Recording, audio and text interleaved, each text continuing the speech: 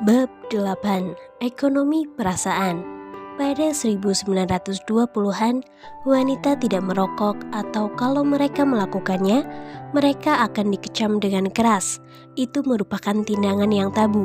Seperti halnya menjadi sarjana atau terpilih sebagai anggota kongres, merokok waktu itu orang percaya hanya pantas buat laki-laki.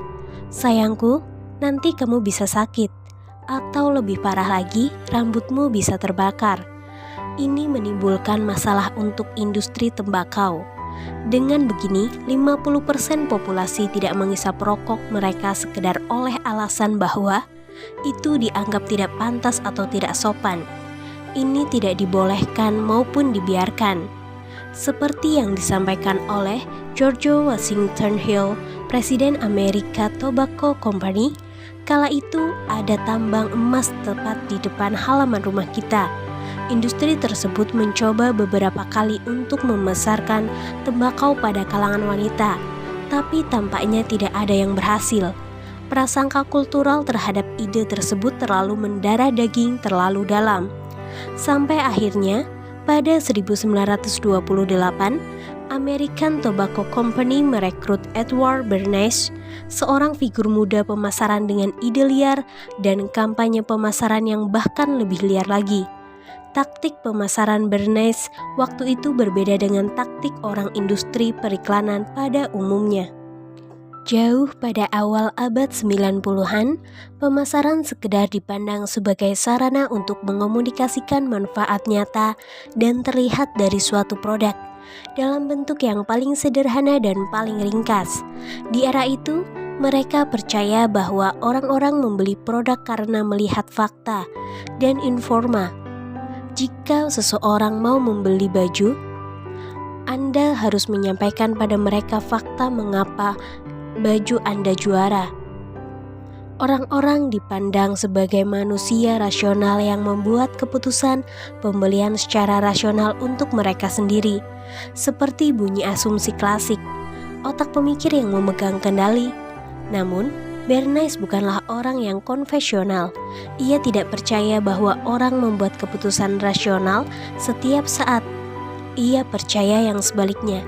Ia percaya bahwa orang-orang sejatinya bersifat emosional dan impulsif dan lihai menyembunyikannya.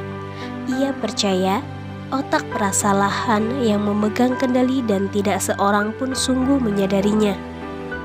Supaya berhasil, Bernays mempekerjakan sekelompok wanita dan meminta mereka pergi ke parade Minggu Paskah di New York. Sekarang parade besar di hari libur seperti itu merupakan tontonan televisi yang membosankan yang menemani Anda terlelap di sofa.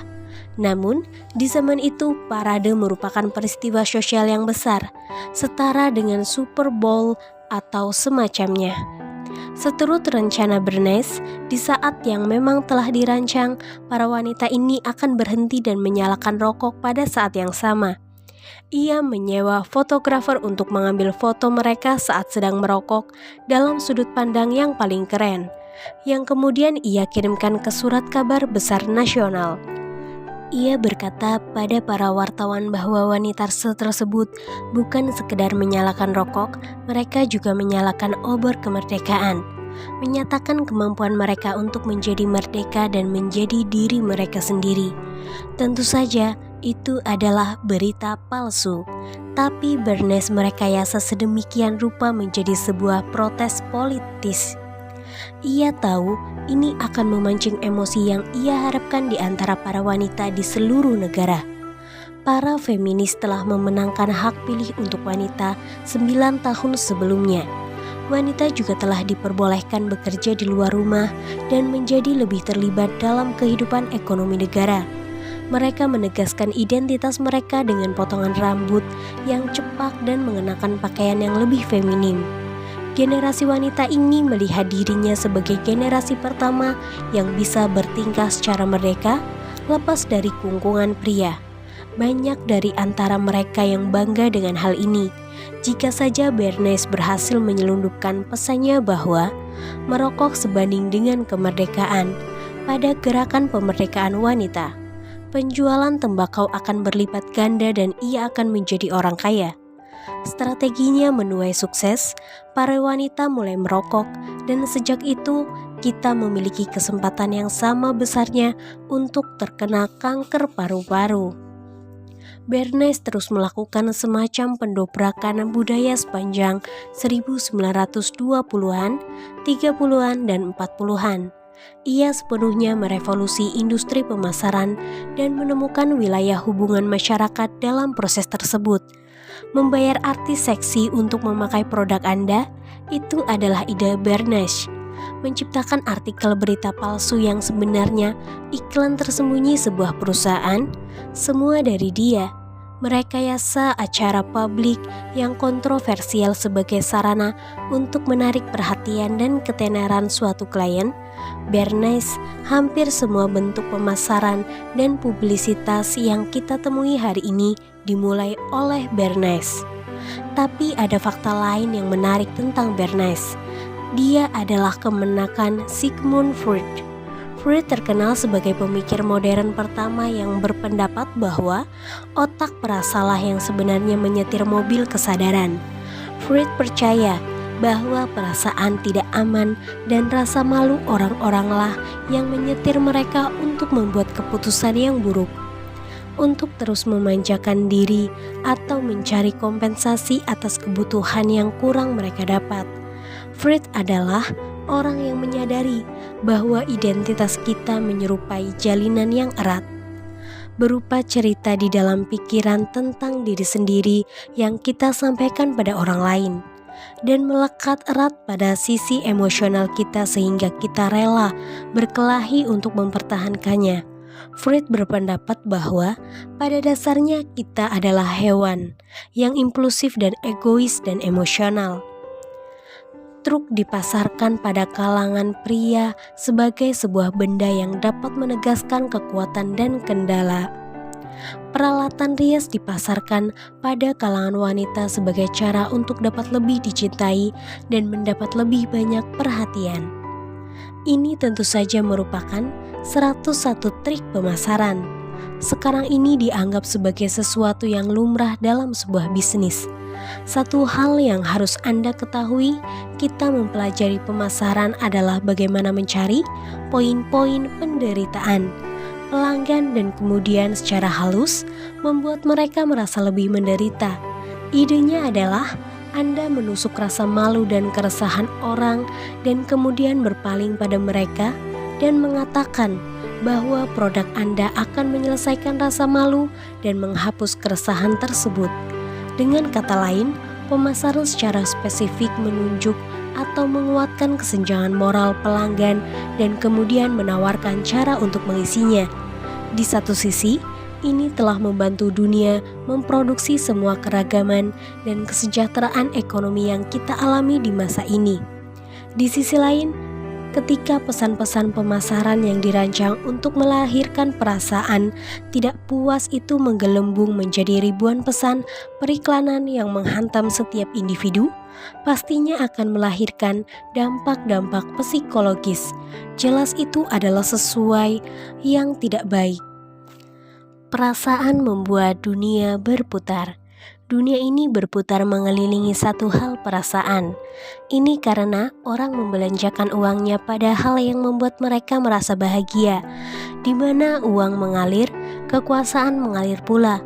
Jadi, semakin Anda mampu mempengaruhi emosi orang di dunia, semakin banyak uang dan kekuasaan yang Anda himpun. Uang sendiri merupakan bentuk pertukaran yang kita pakai untuk menyetarakan kesenjangan moral di antara orang-orang. Uang merupakan agama mini yang bersifat universal sekaligus spesial, yang kita peluk dengan sukarela lantaran membuat hidup kita menjadi lebih mudah. Uang memampukan kita menukarkan nilai kita menjadi sesuatu yang universal ketika kita saling berinteraksi satu sama lain. Anda menyukai cangkang kerang dan tiram, saya suka menumpuk tanah dengan darah musuh-musuh bebuyutan saya. Anda berperang dalam bala tentara saya, dan setibanya di rumah, saya akan membuat Anda kaya raya dengan timbunan cangkang kerang dan tiram. Sepakat? Itulah cara ekonomi manusia muncul. Sungguh, Ekonomi dimulai karena sekelompok raja dan kaisar pemberang ingin membantai musuh bebuyutan mereka. Tapi mereka harus memberi bala tentara mereka imbalan, jadi mereka menciptakan uang sebagai bentuk utang bagi para serdadu untuk dibelanjakan ketika mereka pulang. Tidak terlalu banyak yang berubah. Tentu saja, dulu dunia ini berjalan seturut perasaan, kini pun tetap berjalan seturut perasaan. Yang berubah adalah sarana yang kita pakai untuk membodohi orang lain. Kemajuan teknologi adalah salah satu manifestasi ekonomi perasaan. Sebagai contoh, tidak ada orang yang pernah mencoba menemukan kue wafel yang bisa bicara. Kenapa? Karena benda semacam itu akan sangat menakutkan dan aneh, dan barangkali juga tidak perlu bergizi. Alih-alih menciptakan benda seperti itu, penelitian dan menciptakan teknologis dilakukan untuknya. Tebakan Anda benar. Membuat orang merasa bahagia. Pulpen, sebuah pemanas kursi yang semakin nyaman. Sebuah gasket yang lebih baik untuk pipa-pipa rumah Anda. Uang dicari dan dihabiskan demi hal yang bisa menolong orang untuk memberesi atau menghindari penderitaan. Orang menjadi bersemangat, mereka menghabiskan uang. Kini waktunya untuk sesuatu yang mengguncang. Terdapat dua cara untuk menciptakan nilai di pasar. Pertama, inovasi, dan kedua, yaitu pengalihan. Di awal mulainya revolusi ilmu pengetahuan, kebanyakan kemajuan ekonomi didorong oleh inovasi. Di masa itu, sebagian besar mayoritas orang hidup dalam kemiskinan. Semua orang sakit, lapar, kedinginan, dan lelah setiap hari. Hanya sedikit yang bisa membaca, banyak yang sakit gigi. Sama sekali tidak menyenangkan. Beberapa ratus tahun kemudian, dengan penemuan mesin dan kota dan pembagian pekerjaan dan pengobatan modern dan kesehatan pemerintahan yang representatif, kemiskinan dan kesulitan hidup diberantas. Vaksin dan obat-obatan telah menyelamatkan miliaran nyawa. Mesin telah mengurangi jam kerja yang merontokkan tulang dan kelaparan di banyak sudut dunia. Inovasi teknologis yang telah menaikkan level penderitaan manusia tidak disangka lagi merupakan sesuatu yang baik. Ketika ekonomi berganti menjadi semata-mata melakukan pengalihan, budaya mulai berganti pula. Ketika suatu negara miskin berkembang dan mendapatkan akses untuk pengobatan, telepon, dan teknologi inovatif lainnya, kebahagiaan selalu tercatat naik. Seiring penderitaan orang-orang yang telah naik pula ke level penderitaan yang lebih baik. Namun, ketika negara tersebut sukses naik ke level dunia pertama, kebahagiaan mereka menjadi datar saja, atau di kasus-kasus tertentu justru merosot. Sementara penyakit mental, depresi, dan kecemasan merebak. Era komersial dimulai di awal abad 20 dengan penemuan Bernays tentang pemasaran barang-barang melalui perasaan dan hasrat bawah sadar orang-orang. Bernays tidak peduli dengan penisilin atau bedah jantung. Ia mengajak rokok dan tabloid dan produk-produk kecantikan remeh-temeh yang tidak dibutuhkan orang-orang.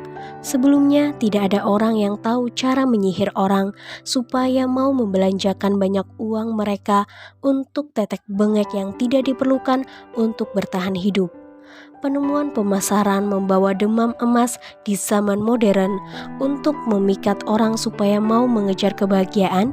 Budaya pop lahir dan para selebritas dan atlet menjadi sangat kaya. Untuk pertama kalinya, barang mewah mulai diproduksi secara massal dan diiklankan pada kelas-kelas menengah. Terjadi ledakan pertumbuhan teknologi kenyamanan, makan malam yang bisa dipanaskan dengan microwave, makanan cepat saji, Lazitbosch, wajan anti lengket, dan segala macam. Hidup menjadi sangat mudah dan cepat dan efisien tanpa upaya. Hingga hanya dalam waktu 100 tahun, orang bisa menerima telepon dan mengerjakan dalam 2 menit suatu pekerjaan yang sebelumnya memakan waktu 2 bulan. Kehidupan di era komersial, walaupun lebih kompleks dari sebelumnya, tetaplah relatif sederhana dibanding hari ini. Kelas menengah yang besar jumlahnya dan cerewet, di dalam budaya yang homogen. Kita menonton kanal TV yang sama, mendengarkan musik yang sama, makan makanan yang sama, bersantai di atas tip sofa yang sama, dan membaca koran dan majalah yang sama. Terdapat tatanan dan ikatan pada era kini yang membawa perasaan aman di dalamnya kita semua untuk sementara waktu. Lantas muncullah internet. Internet merupakan inovasi yang tulen, semua menjadi setara, secara fundamental membuat hidup kita menjadi. Masalahnya adalah ada pada kita. Tujuan internet pada dasarnya baik. Para penemu dan teknologis di Silicon Valley dan di tempat-tempat lain memiliki harapan tinggi akan lahirnya planet digital. Mereka bekerja puluhan tahun demi sebuah visi tentang jalinan informasi di dunia orang yang tanpa penghalang. Mereka percaya bahwa internet akan memerdekakan orang-orang, menghapus para pengawas dan hierarki, dan memberi akses yang setara pada semua orang untuk mendapatkan informasi yang sama, peluang yang sama untuk mengakses dan mengapresiasikan diri. Sebuah level optimisme yang mendekia dikembangkan selama 1990-an dan 2000-an. Para teknologis membayangkan populasi global yang sangat terpelajar yang akan memasuki kebijaksanaan tanpa batas hanya dengan menggerakkan ujung jari.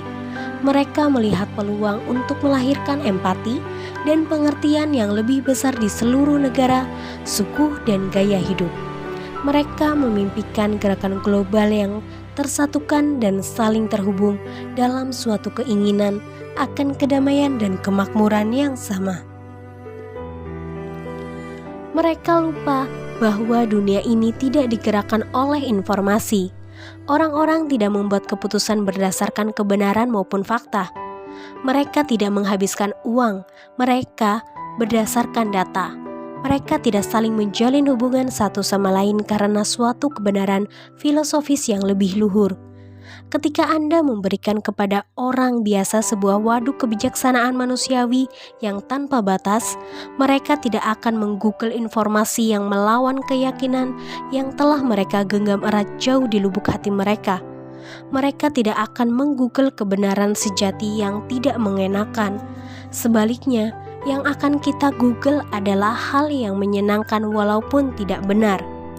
Ketimbang membendung ekspresi liar atas perasaan terburuk dan keyakinan tergelap kita, baik perusahaan besar maupun rintisan menceburkan diri ke sana dan menambah uang di sana. Makin jelas, inovasi terbesar di zaman kita berangsur-angsur berubah menjadi pengalihan terbesar. Internet pada akhirnya tidak didesain untuk memberi apa yang kita butuhkan. Sebaliknya, internet memberikan pada orang apa yang mereka inginkan. Jika Anda telah memetik suatu pembelajaran tentang psikologi manusia dari buku ini, Anda telah menyadari bahwa hal ini jauh lebih berbahaya dari yang kita kira. Kemerdekaan palsu. Pastilah ini merupakan era yang aneh bagi seorang pembisnis yang disuper sukses. Di satu sisi, bisnis berjalan lebih baik ketimbang era sebelumnya. Terdapat kemakmuran yang lebih luas di dunia ini dibandingkan sebelumnya. Keuntungan membukukan pencapaian yang tertinggi sepanjang sejarah, produktivitas dan pertumbuhan berjalan dengan sangat baik. Meski begitu, di satu sisi ketidaksetaraan pendapat sangat mengerikan. Polarisasi politik menghancurkan setiap acara kumpul keluarga dan tampaknya terdapat wabah korupsi di semua penjuru dunia. Jadi, walaupun dunia bisnis berseri-seri, ada semacam pembelaan yang terkadang pecah di suatu tempat. Dan pembelaan ini saya cermati selalu mengambil bentuk serupa, tidak peduli siapa yang mencetuskannya. Pembelaan itu berbunyi, kami cuma memberi apa yang diinginkan oleh orang banyak. Teknologi memberikan pada orang-orang apa yang mereka inginkan dengan lebih cepat dan lebih efisien dari masa-masa sebelumnya. Di saat kita gemar menghujani bencana-bencana etik yang dibuat oleh pemilik korporasi dengan ribuan cacian di internet, kita lupa bahwa mereka hanyalah memenuhi hasrat pasar. Mereka memasok keinginan kita. Jika kita menumbangkan Facebook atau BP atau perusahaan raksasa manapun yang kita anggap jahat saat Anda membaca ini, perusahaan lain akan muncul untuk mengambil alih peran mereka. Jadi, barangkali permasalahannya bukan sekedar pada segerombolan eksekutif kemaruk yang sedang menjentikan cerutunya dan mengelus-elus kucing. Jahat peliharaannya sambil tertawa menggelegar melihat besarnya jumlah uang yang mereka dapat. Keinginan saya sungguh kacau. Itu karena otak perasa mengendalikan apa yang saya inginkan. Otak perasa saya seolah seperti simpanse dungu yang kerjanya hanya menenggak sebotol tequila dan kemudian merancap. Maka saya hendak mengatakan bahwa memberi apa yang diinginkan oleh orang banyak hanya bisa berhasil ketika Anda memberikan inovasi pada mereka, seperti ginjal sintetis atau sesuatu yang mencegah mobil mereka tiba-tiba terbakar. Berikan pada orang macam itu apa yang mereka inginkan, tapi memberikan terlalu banyak pengalihan yang diinginkan oleh orang-orang merupakan sebuah permainan yang membahayakan. Anehnya, Bernays sudah meramalkan hal ini. Iklan yang menakutkan dan invasi privasi dan masyarakat yang dininabobokan supaya jadi orang yang penurut melalui konsumerisme yang membabi buta. Orang tersebut dalam arti tertentu sungguh jenius, kecuali bahwa ia memang si pelakunya. Dengan begitu, sebutan yang tepat adalah si jenius jahat. Keyakinan politik Bernays sungguh mengerikan. Ia percaya pada apa yang saya sebut sebagai fasisme diet, pemerintahan otoritarian yang sama jahatnya namun tanpa harus memasukkan kalori dari genosida yang tak perlu. Bernays percaya bahwa masa itu berbahaya dan harus dikendalikan oleh sistem negara yang terpusat. Namun, ia juga mengakui bahwa rezim totalitarian tidak sepenuhnya ideal.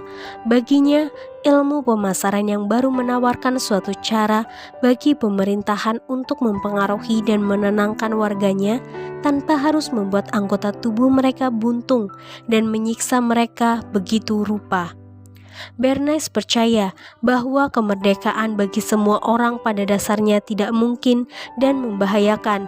Ia sungguh sadar dari membaca tulisan-tulisan Paman Freud bahwa hal terakhir yang harus ditoleransi masyarakat adalah ketika otak perasa semua orang memegang kendali. Masyarakat membutuhkan tatanan dan hierarki dan otoritas. Kebebasan merupakan lawan dari hal tersebut. Ia melihat pemasaran sebagai sebuah alat baru yang luar biasa, yang bisa memberi orang perasaan memiliki kemerdekaan, ketika pada kenyataannya Anda hanyalah memberi mereka beberapa macam varian aroma pasta gigi untuk dipilih.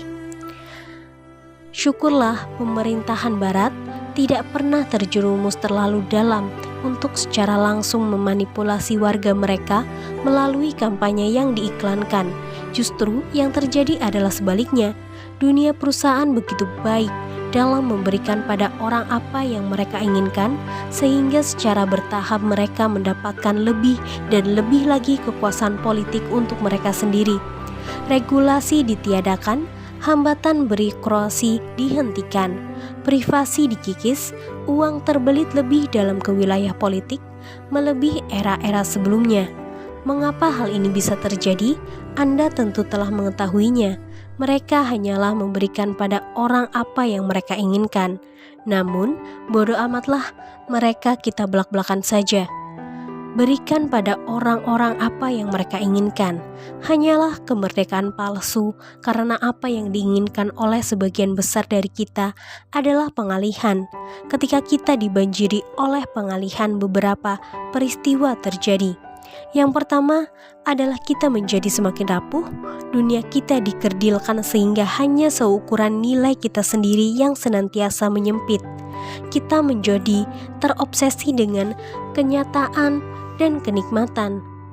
Atas setiap kemungkinan hilangnya kenikmatan tersebut, kita merasa semesta raya telah melakukan ketidakadilan dan dunia pun berguncang. Menurut hemat saya, menyempitkan konsep kita akan dunia bukanlah kemerdekaan. Ini justru sebaliknya.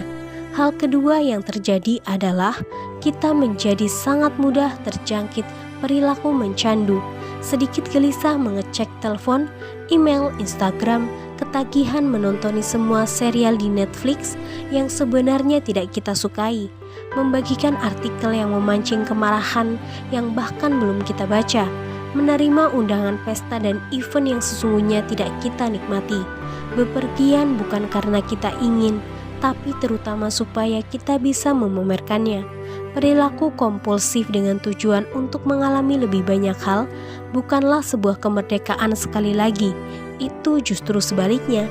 Hal yang ketiga adalah ketidakmampuan untuk mengidentifikasi, menoleransi dan menyadari emosi negatif dalam arti tertentu merupakan sebuah terali. Jika Anda merasa oke hanya jika hidup Anda menyenangkan dan menyerupai cewek di sampul majalah yang ringan dan santai, maka tebak apa yang terjadi. Anda tidak merdeka, Anda justru menjadi lawan kata dari mereka. Anda adalah tawanan dari mereka, dari kemanjaan Anda sendiri, diperbudak oleh intoleransi Anda sendiri, dibuat tumbuh oleh kelemahan emosi Anda sendiri. Anda akan senantiasa merasa membutuhkan kenyamanan atau pengakuan eksternal yang bisa datang atau bisa juga enggak datang. Keempat, karena bodoh amatlah, mumpung saya sedang sangat berapi-api, paradoks pilihan. Semakin banyak pilihan yang diberikan pada kita, semakin kita tidak merasa puas atas pilihan apapun yang kita ambil. Jika Jane harus memilih di antara 2 kotak sereal dan Mike bisa memilih dari antara 20 kotak, Mike justru tidak memiliki kemerdekaan sebanyak Jane. Ia memiliki lebih banyak variasi. Terdapat sebuah perbedaan. Variasi itu bukanlah kemerdekaan. Variasi hanyalah permutasi berbeda dari suatu benda sialan yang pada dasarnya sama. Jika kasusnya diubah, Jane ditodong dengan pistol yang mengarah ke keningnya dan seorang pria dalam seragam SS menggertak. Makan serealnya. Dengan aksen Bavaria yang buruk, maka Jane akan memiliki lebih sedikit kemerdekaan ketimbang Mike. Tapi hubungi saya kalau ini sungguh terjadi. Jika mengejar kebahagiaan menarik Anda kembali menjadi kanak-kanak, maka kemerdekaan palsu bersiasat untuk menjaga kita tetap di sana. Karena kemerdekaan bukan berarti memiliki lebih banyak mereka, sereal atau dipilih, atau lebih banyak pantai untuk dijadikan latar selfie, atau lebih banyak kanal TV satelit untuk teman tidur Anda. Itulah variasi. Dalam sebuah ruang hampa, variasi tidak bermakna apa-apa. Ketika Anda terjebak dalam perasaan tidak aman, terhalang oleh keraguan, dan dilumpuhkan oleh intoleransi, Anda bisa merengkuh semua variasi yang ada di dunia ini, tapi Anda tidak bebas. Kemerdekaan sejati.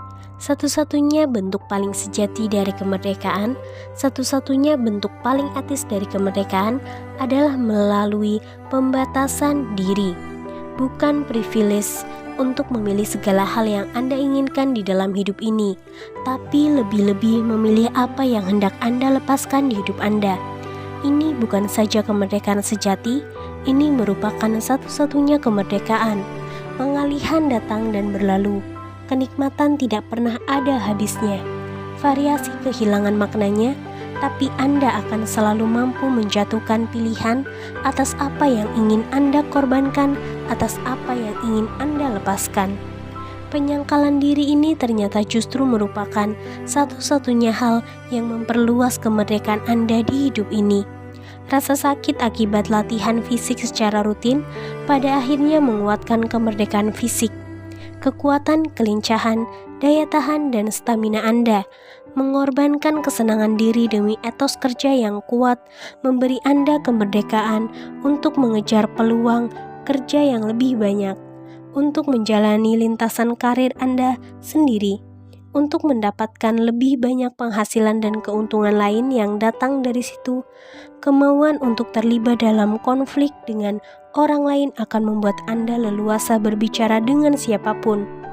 Untuk menyadari apa yang disumbangkan oleh orang lain dalam hidup Anda dan apa yang bisa Anda sumbangkan untuk orang lain. Jika Anda kesulitan beranjak ke gym, sewalah satu loker dan tinggallah semua pakaian pekerjaan Anda di sana sehingga Anda diwajibkan untuk pergi ke sana setiap pagi. Batasi diri Anda pada 2 atau 3 acara luar rumah setiap minggunya. Jadi Anda diwajibkan untuk menghabiskan waktu lebih banyak dengan orang kesayangan Anda. Tulis cek untuk teman-teman terdekat Anda atau anggota keluarga sebesar ribuan dolar dan katakan pada mereka bahwa kalau sampai Anda merokok lagi, mereka akan boleh mencairkannya. Pada akhirnya, kemerdekaan yang paling bermakna di dalam hidup Anda datang dari komitmen Anda. Hal ini dalam hidup ini yang telah Anda pilih untuk dikorbankan. Ada kemerdekaan emosional dalam hubungan dengan istri saya yang tidak akan pernah saya bisa temukan di lain tempat. Meski saya mengencani ribuan wanita lain, terdapat kebebasan di dalam pengalaman saya bermain gitar selama 20 tahun. Sebuah ekspresi artistik yang dalam yang tidak akan pernah saya dapat jika saya sekedar menghafalkan lusinan lagu. Yang tidak pernah mungkin Anda temukan meskipun Anda telah mengunjungi banyak sekali tempat. Pada 2000, seorang ilmuwan politik Harvard, Robert Putnam, menerbitkan bukunya yang terkenal, Bowling Alone: The Collapse and Re-Revival of American Community. Di dalamnya ia mendokumentasikan merosotnya partisipasi warga negara di seluruh Amerika Serikat. Berpendapat bahwa orang-orang mulai enggan ikut serta dan membaur dalam kelompok, justru memilih untuk melakukan aktivitas sendiri. Sehingga sesuai dengan judul buku tersebut, semakin banyak orang bermain bowling sendirian. Putnam menuliskan tentang Amerika Serikat, tapi ini bukan saja fenomena di Amerika. Di sepanjang buku ini, Putnam menunjukkan bahwa ini tidak hanya terbatas pada kelompok rekreasional, tapi juga mempengaruhi segalanya, mulai dari serikat pekerja hingga asosiasi orang tua, guru hingga klub arisan hingga gereja, hingga klub main kartu. Atomisasi masyarakat ini membawa pengaruh yang signifikan. Ia berpendapat kepercayaan sosial telah turun, sehingga orang-orang menjadi lebih terisolasi, kurang mau terlibat dalam urusan politik, dan semakin paranoid terhadap tetangga mereka. Menurut Putnam, jaringan yang mempererat hubungan sosial di negara ini telah dirusak oleh berlimpahnya pengalihan. Ia berpendapat bahwa orang memilih untuk tinggal di rumah saja dan menonton TV, membuka-buka internet, atau memainkan game video ketimbang beraktivitas di kelompok atau organisasi lokal. Ia juga memprediksi situasi ini akan terus memburuk karena di banyak belahan dunia orang-orang bisa memilih kenikmatan secara bebas. Mereka bisa memilih apa yang ingin dibaca atau game apa yang hendak dimainkan atau pakaian apa yang ingin dikenakan. Pengalihan modern tersebar di mana-mana.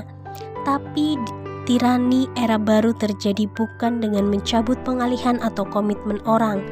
Tirani masa kini dilakukan dengan membanjiri orang dengan begitu banyak pengalihan, begitu banyak informasi sampah dan distraksi yang dangkal, sampai mereka tidak lagi bisa membuat komitmen yang cerdas.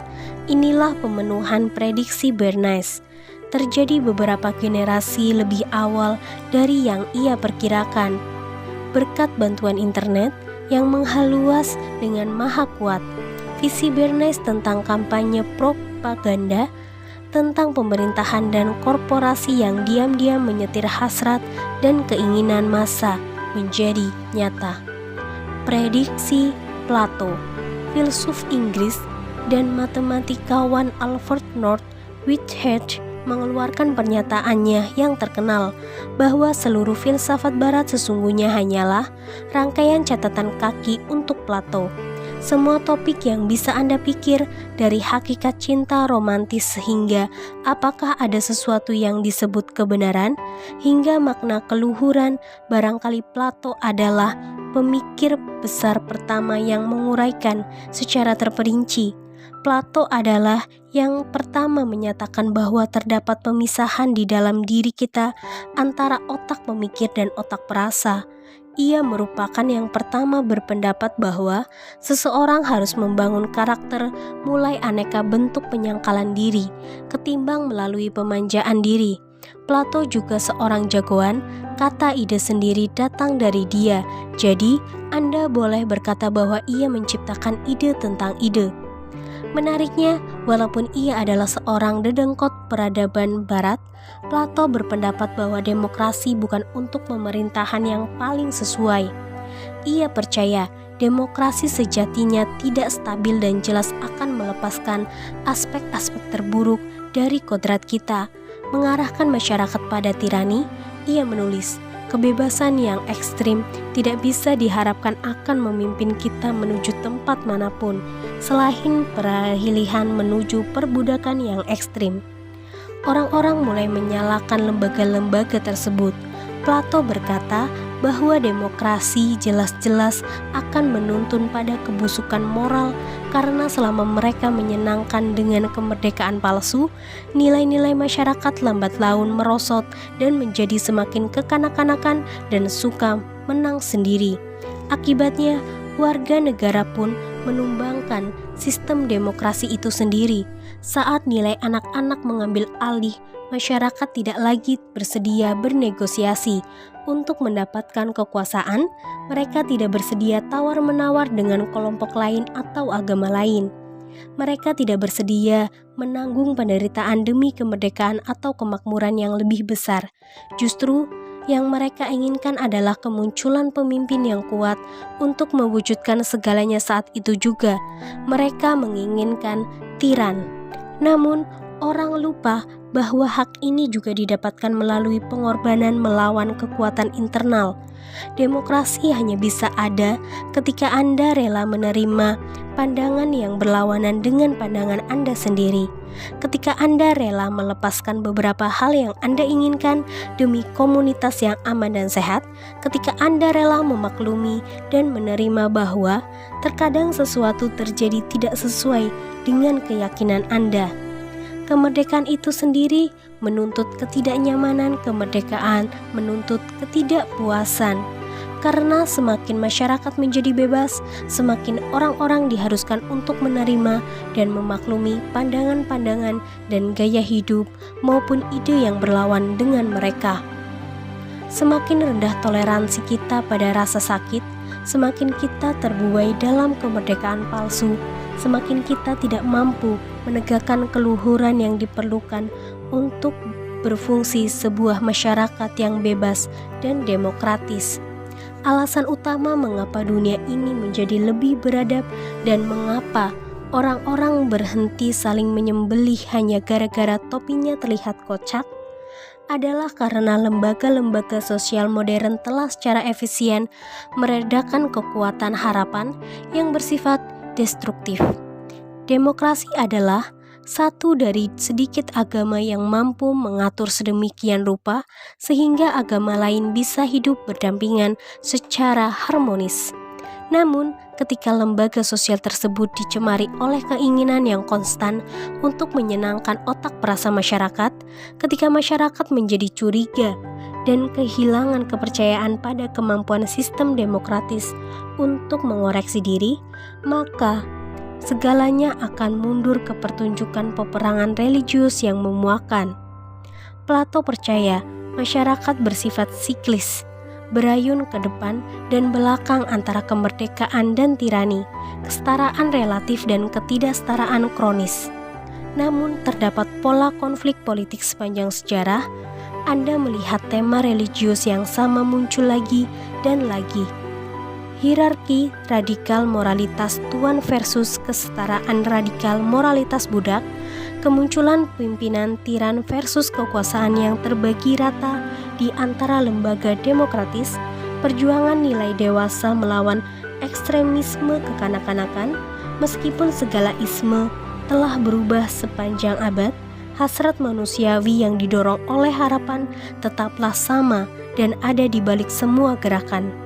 Ketika setiap agama yang baru mempercayai bahwa dirinya lah yang memberikan kebenaran paling tulen yang mempersatukan seluruh manusia di bawah satu panji-panji, sejauh ini semuanya terbukti tidak sempurna dan tidak perlu universal. Bab 9. Agama terakhir. Pada 1997, Deep Blue, sebuah superkomputer yang dikembangkan oleh IBM, mengalahkan Garry Kasparov, pemain catur terhebat di muka bumi. Itu merupakan peristiwa mengharukan di sepanjang sejarah perkomputeran.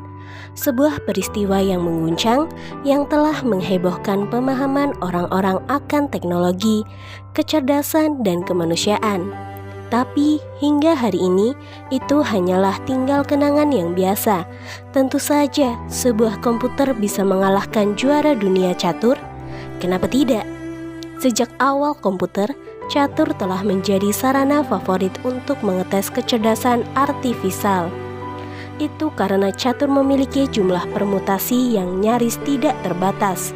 Terdapat lebih banyak kemungkinan dalam permainan catur ketimbang atom-atom di semesta yang bisa teramati. Dalam setiap posisi permainan catur, jika seseorang merencanakan 3 atau 4 langkah saja, sesungguhnya telah ada ratusan juta variasi. Bagi sebuah komputer, untuk mengalahkan pemain manusia, bukan saja ia harus mampu mengkalkulasi sejumlah jalan keluar yang dimungkinkan, tapi juga harus memiliki algoritma yang solid untuk membantunya memutuskan mana yang paling sesuai. Dengan kata lain, untuk mengalahkan pemain manusia, otak pemikir komputer, walaupun terbukti lebih hebat dari kepunyaan manusia, harus diprogram untuk mengevaluasi posisi bidak-bidak yang kurang maupun lebih menguntungkan. Maka, komputer tersebut harus diprogram untuk memiliki otak perasa yang juga lebih hebat. Sejak peristiwa di tahun 1997, komputer terus meningkatkan performa dan permainan catur secara mengesankan. 15 tahun kemudian, pemain manusia yang hebat telah dipukul jatuh oleh software catur, kadang-kadang dengan selisih poin yang memalukan. Kini, bahkan mustahil untuk mengalahkannya.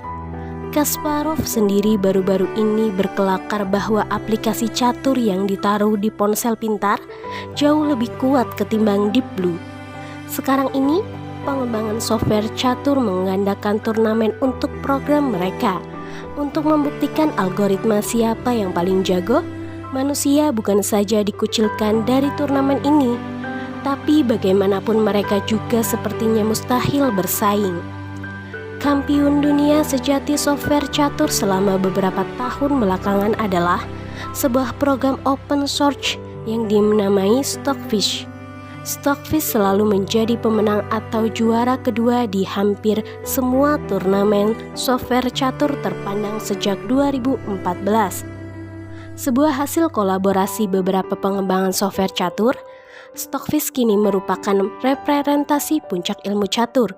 Bukan saja menjadi mesin catur, software tersebut juga mampu menganalisis setiap permainan, setiap posisi, memberi masukan level Grandmaster.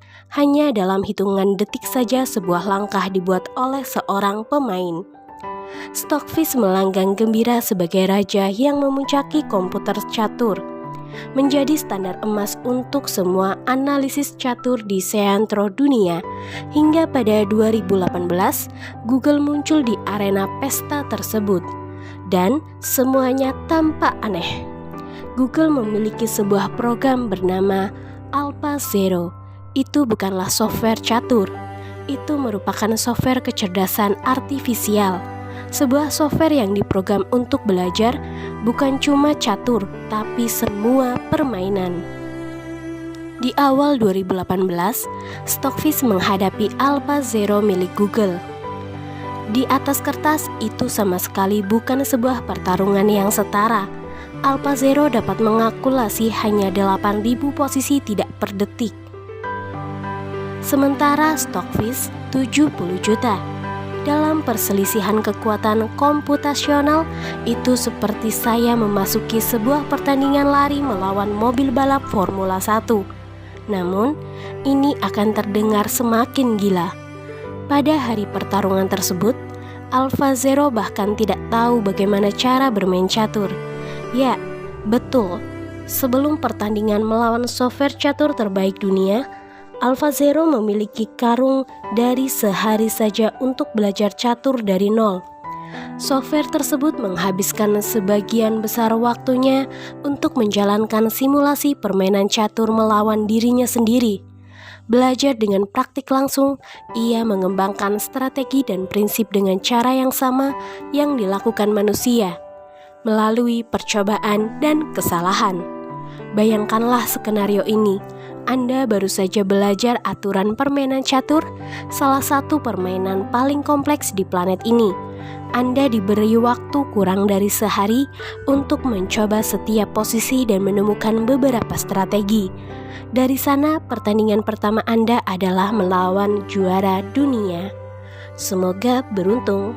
Meski begitu, AlphaZero menang. Oke, dia bukan saja menang. AlphaZero menggunduli Stockfish. Dari 100 kali permainan, semuanya dimenangkan oleh AlphaZero atau berakhir seri.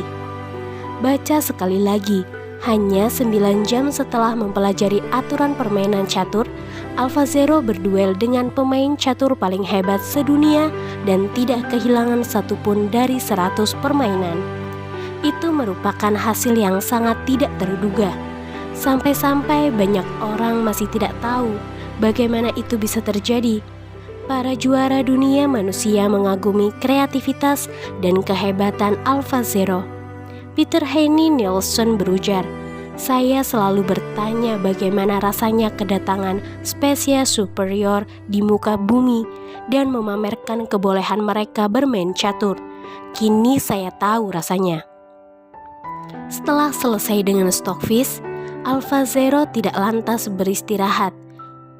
Istirahat hanya untuk manusia yang lemah. Segera setelah menyelesaikan permainan dengan Stockfish, AlphaZero justru mulai belajar strategi permainan shogi. Shogi sering dirujuk sebagai permainan catur Jepang, tapi banyak orang berkilah bahwa permainan itu lebih kompleks dari catur. Sementara Kasparov kalah dari komputer pada 1997.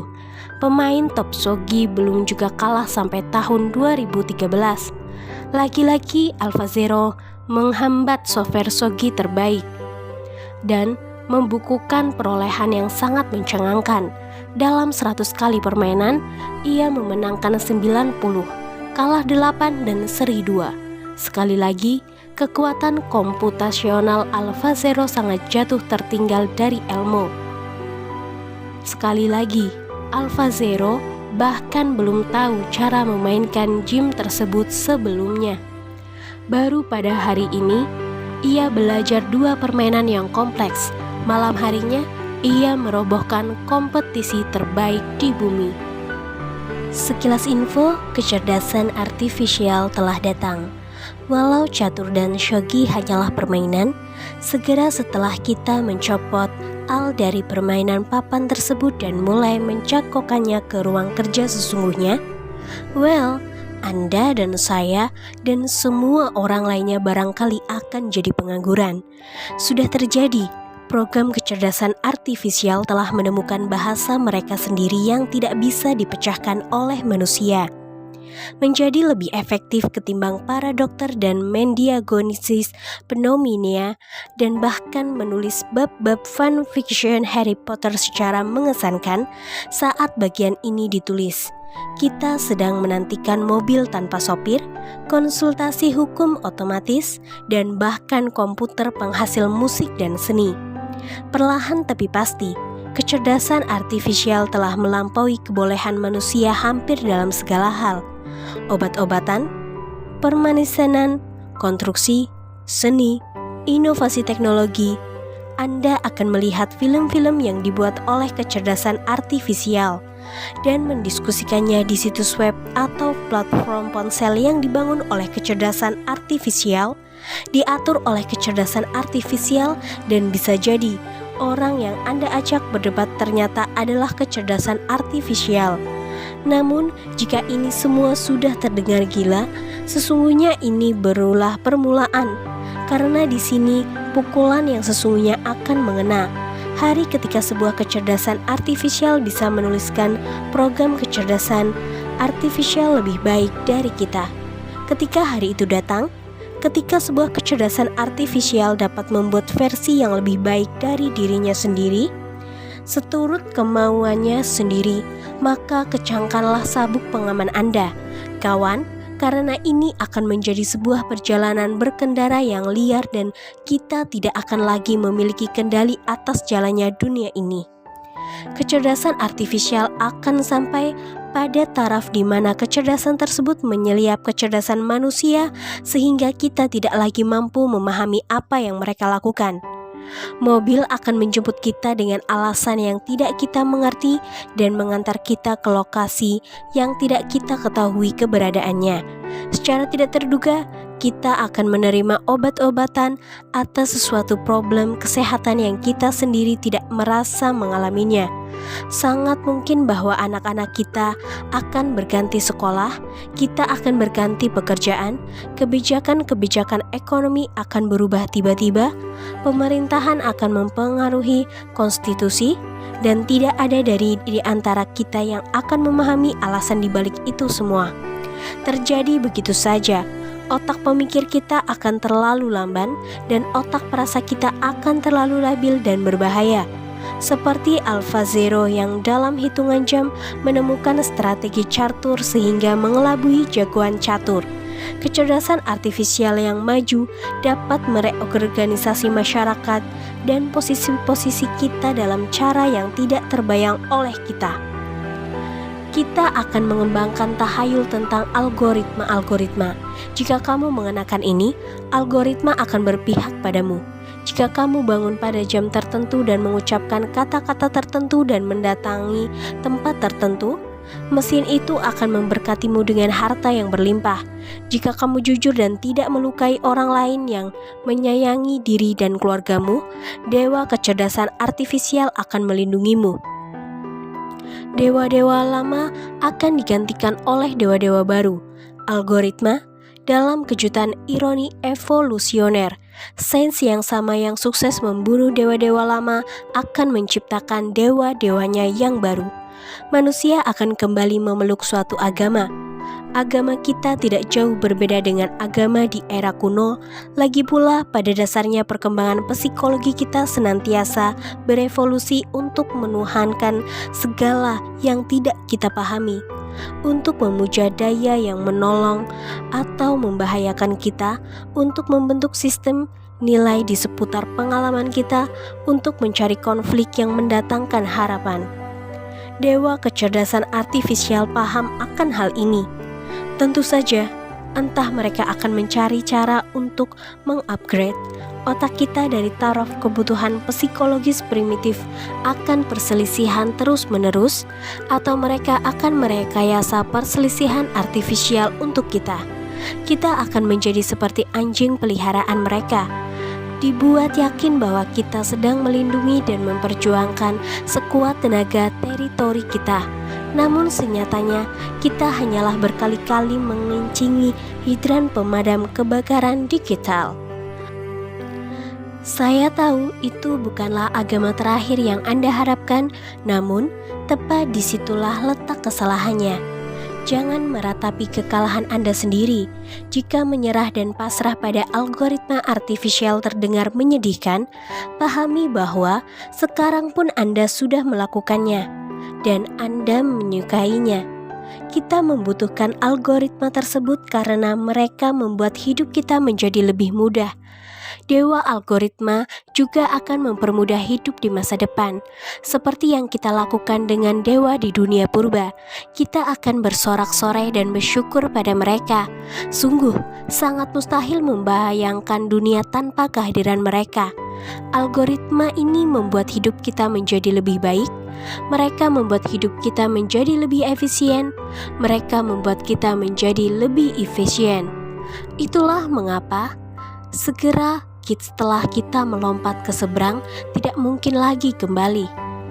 Kita adalah algoritma yang jelek. Perbedaan antara hidup dan segala isinya adalah bahwa hidup ini merupakan hal yang bisa berlipat ganda. Hidup ini terbuat oleh sel dan DNA yang menggandakan tiruan dirinya, terus-menerus dan semakin banyak. Selama ratusan juta tahun, beberapa bentuk kehidupan purba mengembangkan mekanisme pengoreksian supaya mampu memproduksi dirinya sendiri dalam bentuk yang semakin baik. Protozoa yang paling awal barangkali mengembangkan sensor sederhana pada membrannya untuk bisa mendeteksi dengan lebih baik asam amino yang berguna untuk melipat gandakan dirinya, sehingga dengan begitu ia mengungkuli organisme bersel satu lainnya. Namun kemudian mungkin organisme bersel satu lain mengembangkan suatu cara untuk mengelabuhi sensor makhluk sebangsa amabe lainnya, sehingga mengganggu kemampuan mereka dalam mencari makanan dan menjadikan organisme ini tampil lebih unggul. Ini merupakan jalan cerita evolusi, pertarungan untuk menentukan yang paling sesuai. Jadi, ameba yang dalam proses evolusinya mengembangkan sensor pada membrannya supaya dapat mendeteksi asam amino dengan lebih baik. Pada inti yang terdalam, itu merupakan bentuk pencernaan informasi. Ia bisa melebihi kemampuan organisme lain dalam mencerna fakta lingkungan sekitarnya, karena ia mengembangkan cara yang lebih baik dalam mencerna informasi ketimbang gumpalan bersel satu lainnya.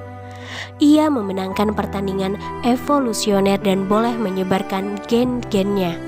Begitu juga kadal yang dapat berkamuflase. Dia juga telah mengembangkan satu cara untuk memanipulasi informasi visual untuk mengelabui predator-predator. Sama halnya dengan monyet yang bisa menirukan suara binatang. Sama halnya dengan pria paruh-baya yang putus asa dan camaronya. Bisa juga tidak.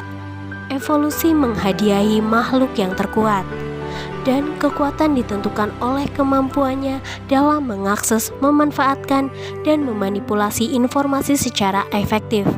Seekor singa dapat mendengur buruannya dari jarak hampir 2 km. Seekor burung elang dapat melihat tikus dari ketinggian 900 meter lebih.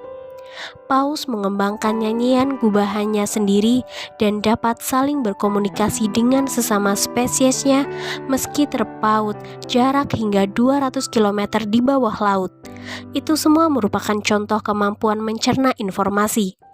Dan kemampuan menerima dan mencerna informasi tersebut ada hubungannya dengan kemampuan makhluk tersebut untuk bertahan dan bereproduksi. Secara fisik, manusia sangat di luar dugaan. Kita ini lemah, lamban, dan rapuh.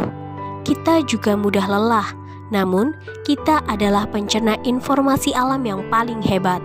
Kita adalah satu-satunya spesies yang dapat mengonseptualisasi masa lalu dan masa depan, dan dapat menyimpulkan ranutan sebab dan akibat yang panjang, yang bisa merancang dan membuat strategi dalam istilah yang abstrak, yang bisa membangun dan menciptakan, memecahkan masalah secara konstan dari jutaan tahun evolusi.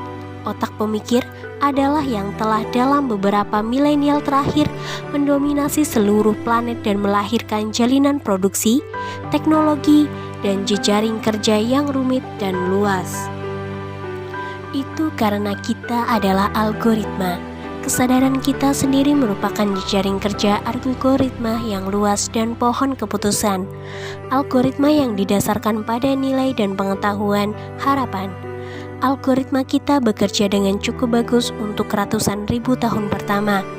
Algoritma itu bekerja baik di sabana, ketika kita sedang berburu bison dan mendiami komunitas nomaden yang kecil dan tidak pernah berjumpa dengan lebih dari 30 orang selama seumur hidup. Itu menyerupai nasihat brutal yang kadang Anda dengar, bahwa satu-satunya faktor yang selalu ada dalam sekian banyak jalinan asmara Anda yang berujung kegagalan adalah kehadiran Anda. Satu-satunya faktor yang ada dalam setiap problem besar di dunia adalah kita. Permasalahan bom nuklir tidak akan muncul andai tidak ada beberapa orang dungu yang duduk di sana dan mengancam akan meledakannya. Senjata biokimia, perubahan iklim, kepunahan spesies, genosida, silakan sebutkan apapun, semua masalah itu tidak ada sebelum kedatangan kita.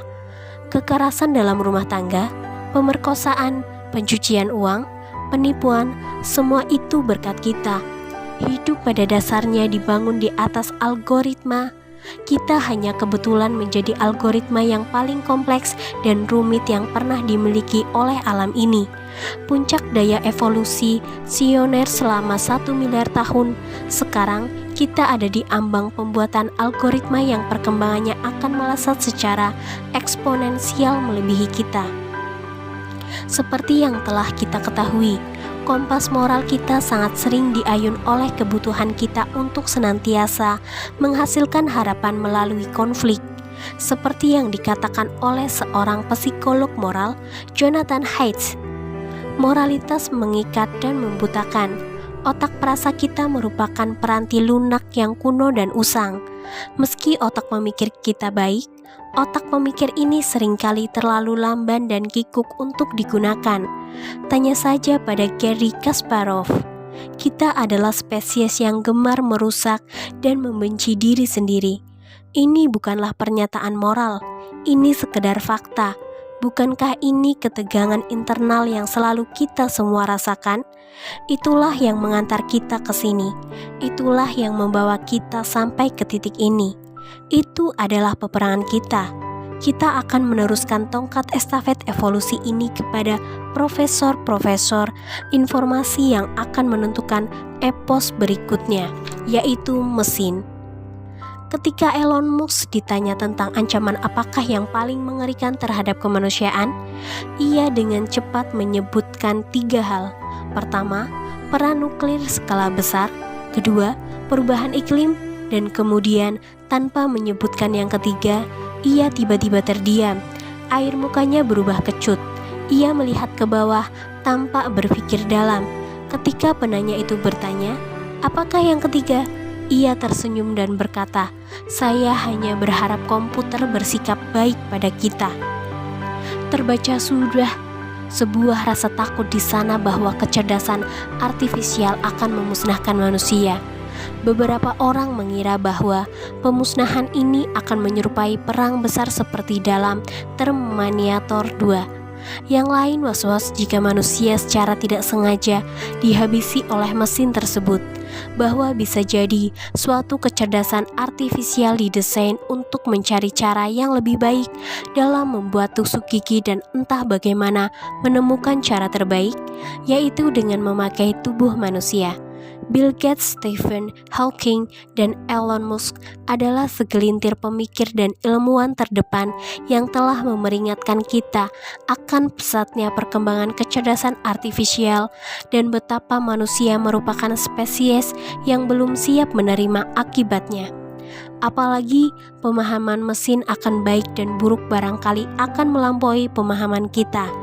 Saat saya menulis buku ini, 5 genosida yang berbeda terjadi di dunia.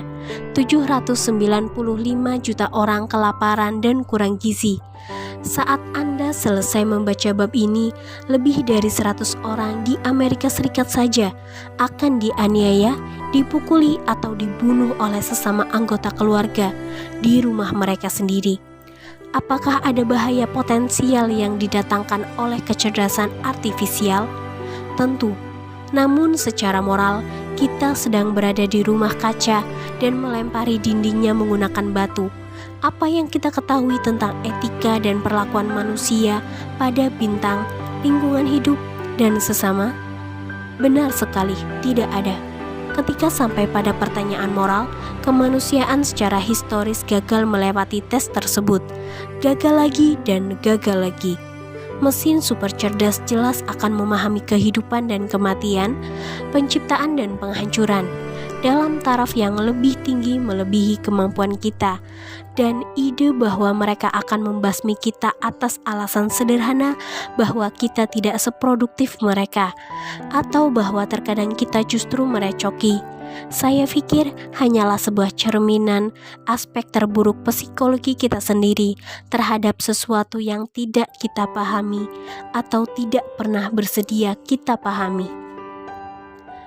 Siapakah kita untuk mengetahuinya? Dan siapakah kita untuk mampu mengomentarinya? Nietzsche menulis bukunya hanya beberapa abad setelah karya Darwin On the Origin of Species terbit pada 1859. Saat kemunculan Nietzsche di pentas pemikiran itu, dunia sedang guncang oleh penemuan Darwin yang mengagumkan, mencoba untuk mencerna dan meresapi implikasi-implikasinya. Ketika dunia yang panik tentang apakah manusia sungguh berevolusi dari kera atau tidak, Nietzsche seperti biasa memandang arah yang berlawan dari manusia kebanyakan. Ia menganggapnya memang lumrah bahwa kita berevolusi kera. Bahkan dia berkata, dari mana lagi kebiadaban kita pada sesama datang? Alih-alih menanyakan dari mana asal evolusi kita, Nietzsche justru mempertanyakan arah tujuan evolusi manusia. Nietzsche berkata bahwa manusia adalah suatu transisi, tergantung secara ringkih pada sebuah tali di antara dua ujung. Di belakang kita adalah monster dan di depan kita adalah sesuatu yang lebih besar. Karyanya sepanjang hidup didedikasikan untuk mencari tahu apakah sesuatu yang lebih besar itu dan kemudian mengarahkan pandangan kita kepadanya. Nietzsche meramalkan sebuah kemanusiaan yang melampaui segala harapan religius, yang merentang, melampaui yang jahat dan yang baik, dan berdiri di atas semua perselisihan sepele antara nilai-nilai yang saling bertentangan.